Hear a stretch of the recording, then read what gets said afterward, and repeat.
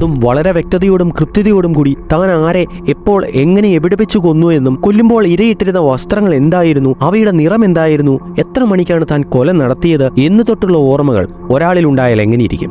അയാൾ കൊല ചെയ്തിട്ടില്ലെങ്കിലും അയാളുടെ ഓർമ്മകളിൽ അയാൾ കൊലപാതകം ചെയ്തതായി ഉള്ളതുകൊണ്ട് തന്നെ താനൊരു കൊലപാതകയാണെന്ന് സ്വയം വിശ്വസിക്കുകയും കുറ്റബോധത്തോടെ ജീവിക്കുന്ന അവസ്ഥ പോലുള്ള അവസ്ഥകളിലേക്ക് അയാളെ അത് നയിക്കുകയും ചെയ്യും. ചിലപ്പോൾ ചെയ്യാത്ത കുറ്റം അയാൾ ഏറ്റുപറഞ്ഞെന്ന് വരെയിരിക്കും. കൃത്രിമ ഉത്തേജനത്തെ തുടർന്ന് ആളുകളിൽ ഇതുപോലുള്ള മിഥ്യാ ഓർമ്മകൾ ഉണ്ടായി എന്ന് മാത്രമല്ല, ആളുകൾക്ക് തങ്ങൾ കാണാത്തതും കേൾക്കാത്തതും സംഭവിക്കാത്തതുമായ കാര്യങ്ങൾ യാഥാർത്ഥ്യം എന്നതുപോലെ തന്നെ കാണാനും കേൾക്കാനും വികാരങ്ങളോടുകൂടി തന്നെ അവയെ അനുഭവിക്കാനും കഴിഞ്ഞിരുന്നു. ഡെൽഗാഡോ ഇതിനെ അതിസങ്കീർണമായ ഹാലൂസിനേഷനുകൾ എന്നാണ് വിശേഷിപ്പിച്ചിരിക്കുന്നത്.